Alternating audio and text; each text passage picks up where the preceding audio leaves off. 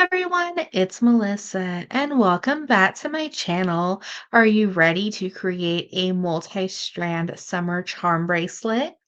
On this tutorial, I will be using beads claimed from the Softlex Company live sale, as well as Softlex wire in the beautiful fluorite color. We'll be adding in these adorable little shell charms, and they are from a bead shop in Placerville, California, Artistic Beads and Studio. And before we start creating, don't forget to hit that subscribe button. It'll help my little channel grow. And I will leave links down below in the description for information on the Softlex Company live sales, as well as the Artistic Beads and Studio website and Instagram. Let's start creating. So we're going to be using kind of a lot of Softlex wire. We're going to need about 24 inches for our bracelet, just because we are kind of making a multi-strand.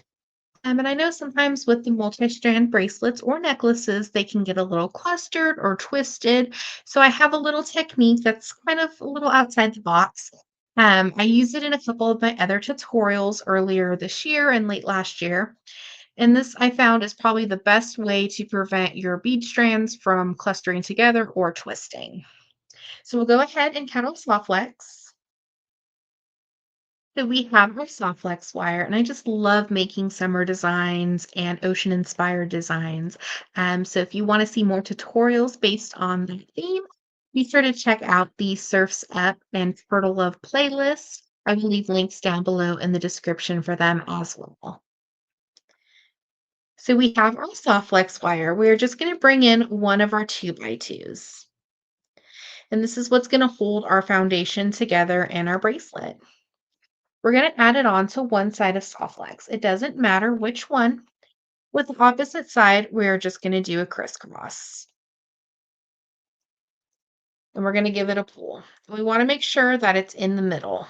So we have our 2x2 and it's crisscrossed back through and we have a little circle. This is going to be our connection point where we're going to attach our clasp. So you can attach your clasp directly to the soft flex, but I like to attach it to a jump ring just in case I need to make my bracelet bigger or I want to convert it to jump rings. Instead of having to redo the whole project, you're just having to open and close a jump ring. So it definitely saves time on having to recreate your design. So we're just going to take our pliers and we're just going to smash our 2x2. And this is just going to flatten it. If you've seen my other tutorials, you'll know I take the pliers and rotate and squish again. This just rounds it. But due to the placement of the beads, it's totally okay to just keep it flat. And that's kind of our little technique. By doing it this way for our design, it's going to allow the perfect spacing so your beads are not going to twist in place or cluster in your design. So I'm just going to take the two ends of soft flex wire. Hopefully they're showing on the camera. I know it's kind of hard with the bead mat and the fluorite wire. We're just going to be doing basic bead stringing. So we're just going to add them on to both strands.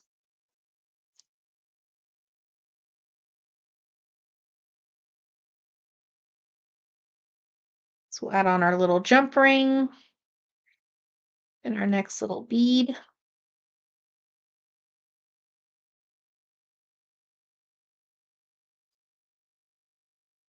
We'll just slide them down.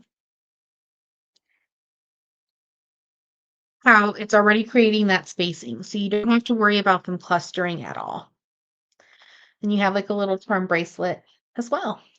So we're just going to keep adding on the beads until we reach the desired length of our project. Adding on all the beads to our bracelet. You can see how it's not twisting. You have that movement from your little charm bracelet. And now we're just going to add on our 2x2. We're using a little different. So go ahead and add on your 2x2 to one side of your soft flex.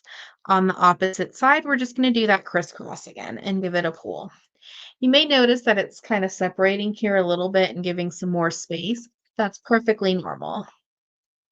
So for the soft flex 2x2s, it will fit 3 of the medium soft flex wires. So you're going to pick one side of your soft flex and you're just going to double back and pass back through your 2x2.